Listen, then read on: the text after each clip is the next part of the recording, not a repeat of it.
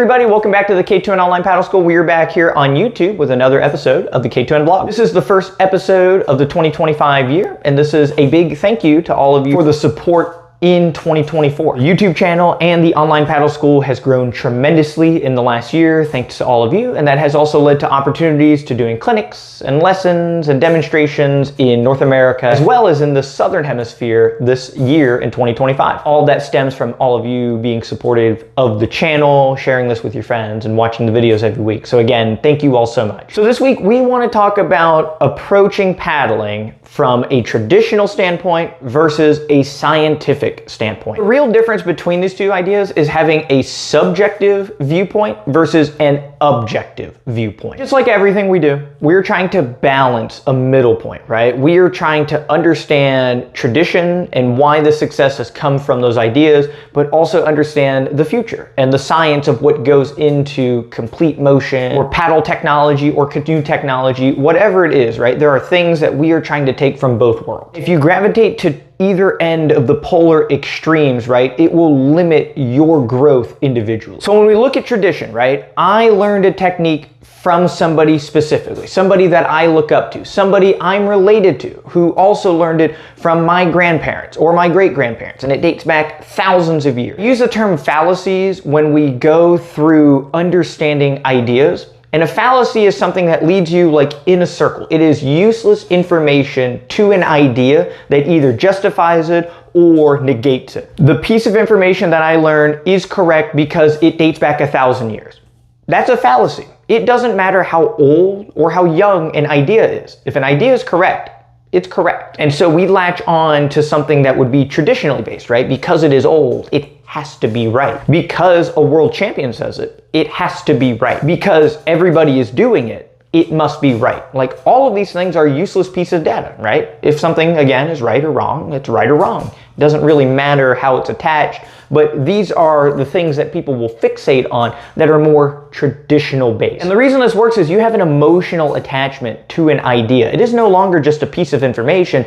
It is now linked to your perception of a person. It is now linked to your lineage on this earth, right? There are so many things that can tie into this that makes the piece of information more or less useless, and you're just hyper fixating on the emotional part. So I do want to preface that, like, when you go through a paddle motion and you're learning technique, again, you don't have to be the world champion, and you don't have to put every fiber of your being into being the most optimized racing human on the planet, right? And it is okay to link on an emotional basis with these ideas and with these people in the community or with these people within your family. Paddling is a lot more than the physical aspect, right? There's a huge mental part of it, and so leaning into tradition is a good thing. And there are a lot of ideas that have already been preset and established from tradition that we can immediately pull from. And this is where the issues arise, though, is we don't make progress forward from tradition. We're more likely to be steadfast. This is the way to paddle. This is the final product,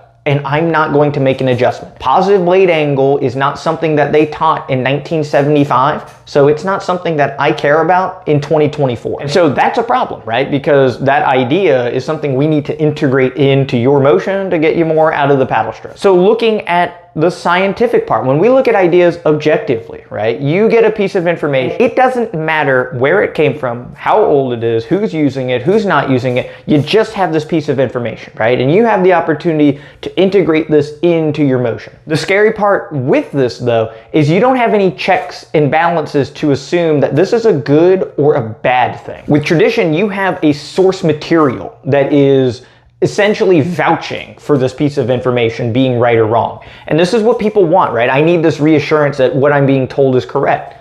Versus with science, you can just stumble on a piece of information and it's up to you to like figure it out. You got to go through the scientific method to reach a conclusion that I wasted my time or this was the difference in my movement pattern. This is where being too scientific is also a problem. People that adopt an idea that leads to a dead end means that you didn't advance, right? So when you reset and follow another rabbit hole idea and it leads to a dead end again, now all of a sudden you're pumping a ton of time, energy, and mental gymnastics into your movement pattern, but you're not getting anything tangible out of it. And people that are too scientific are like a mad scientist, right? Where they're just so crazy all of the time with so many outlandish things. One of my favorite examples is seeing somebody that's like, if I drill holes into my paddle, I'll go faster because of this, this, and this. After a couple of years of research, trial, and error, they came to the conclusion that having holes in your paddle doesn't make you faster or more efficient. But you almost need this person to exist, right? Because for the 1,000 ideas that they're wrong, they're gonna have one that wins them the Nobel Prize. And that's where you wanna try to extrapolate that data, right? When that person is right, if you can just take that piece of information and integrate it in, all of a sudden you make this huge advancement forward. So we're trying to take the balance of both of these ideas to make sure that we're using what's already predefined as working to get us to a point,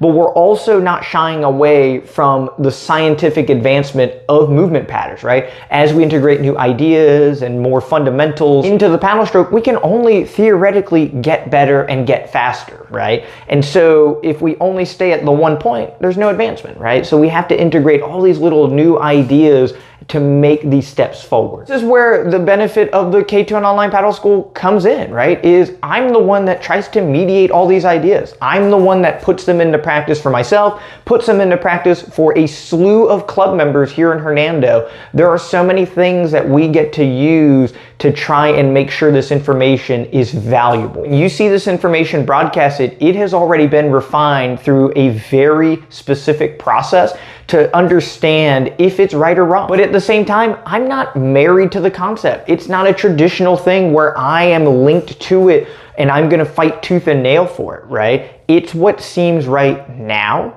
And if things change and things advance, I will continue to advance with them. When the ideas are public, they're very airtight, right? Because I don't reach a conclusion unless I have every one of my bases covered. So the only responses that I have left are traditional and base, right? I learned it this way from this person at this time, and it meant this much to me when I heard it, and it changed my life. Like, these are all fallacies that are irrelevant to information. People try to use them in an argumentative state, but I just deflect that. It doesn't mean anything to me because I'm just looking at how efficient we're moving. And it's my full-time job, right? I wake up in the morning and I think about how can I convey information more directly to people. I think about how can I rephrase this idea that I have to make it more palatable for people. I think about what if I change this or this within the stroke like somebody I've seen on Instagram or on Facebook before. My last video, I talked about getting my top hand positions slightly down. From that point to this video coming out, I've put in 25 hours of time on the water. So you may think, oh, Robert, you learned this idea in 7 days or 10 days. It's actually from a wealth of time. If you only paddle 1 or 2 hours a week, this idea may take you 12 weeks to integrate in. And it's my full-time endeavor, right? I spent all of my waking hours thinking about this and trying my best to put forth the advancement that we're all looking for. But that's the whole point, right? It's to make it easier for you all to just sit, watch a video, take an idea, and you don't see all of the hours that go into it. You don't see all of the times I've had to explain it and answer weird questions and rephrase it 16 times for somebody that doesn't understand movement well. You just get the end product. And that's awesome, right? That's the whole point, right? Is we just want to just bring that Disney magic to everybody where it's just, you get this thing and boom, you can trust that it has been vetted and it is always going to be on the latest and greatest when it comes to paddling ideas. Just keep in mind as a coach or as an athlete, like some of these ideas may morph and change differently into the future, and it's up to you to kind of roll with those punches as they arise. So this week's footage, I have some surf ski, I have some OC1, I have some steering in the OC6 to splice in. So hopefully you guys enjoy that footage. If there's anything that you all would like to see on the vlog series, feel free to leave a comment or email anytime. Starting next week, we will have races here in Florida going all the way through until like March. So a lot of these vlog episodes will turn into race recaps and some ideas stemming from that. If you want me to come to you and do one of these clinics somewhere in North America, let me know. If you can get a big group together, it makes it easy for me to get an airplane, travel to you, and run a clinic. Thank you all so much, and we'll see you all next week for our next episode of the K2N Vlog. All right, welcome back to Lake Hernando. This is on Christmas Day with my wife, and I've been trying to do some antics with the Garmin watch my paddling incredibly slow to try and get the most amount of strokes per minute. So in the surf ski, I'm trying to get like 30 strokes per minute, which on the Garmin would read as 15 strokes per minute. And so it would give this crazy like 40 or 50 strokes or 40 or 50 feet per stroke. But my Garmin actually bugs out a little bit if you pause too long between strokes, and it registers like your recovery pathing and your setup as another stroke. So the really slow stroke there doesn't work out for the surf ski. Training my wife to hold a little bit of extra weight as she's paddling, so getting her resistance training in. And this actually worked out pretty well, getting dragged along. So I'll have to keep this tactic in mind when I'm ready to hitch a ride with the surf ski next to an outrigger canoe.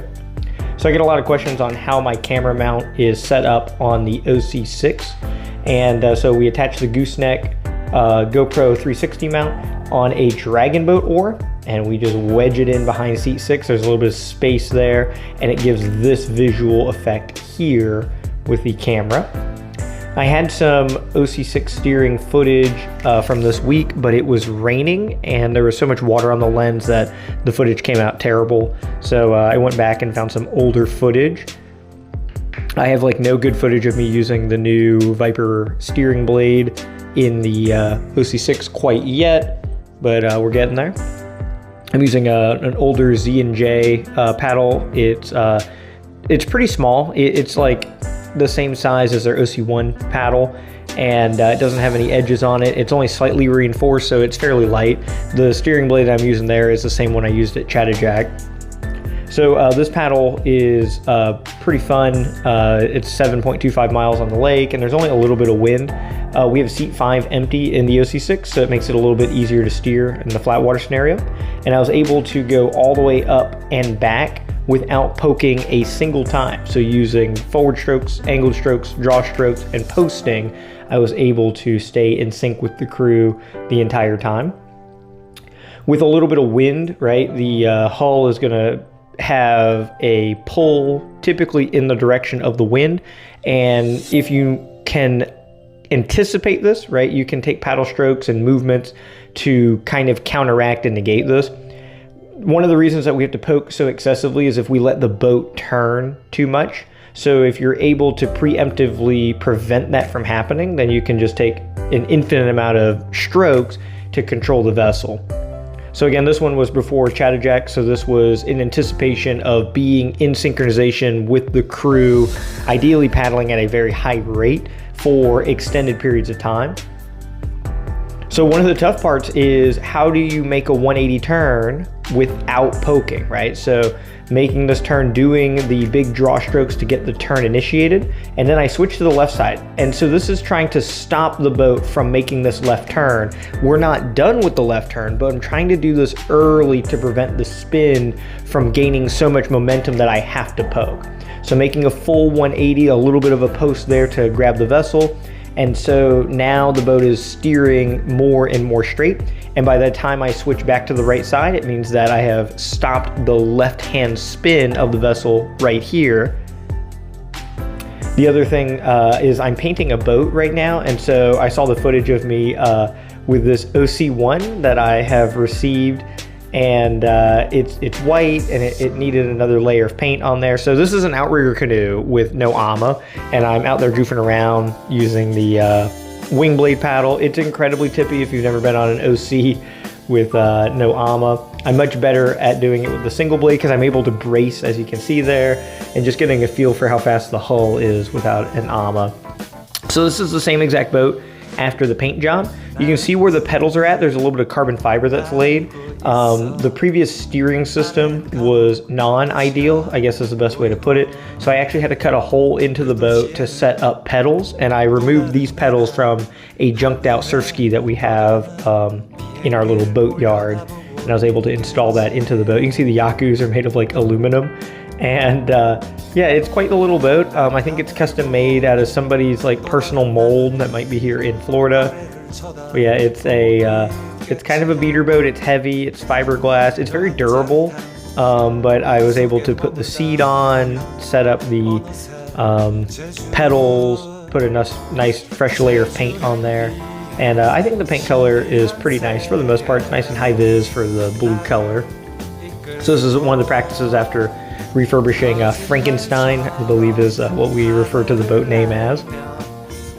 Overall, it's not quite as fast as some of the other more modern boats, partly due to the shape, and then the weight is another exterior factor. But for the most part, it gets the job done and accelerating and kind of going through the motions quickly.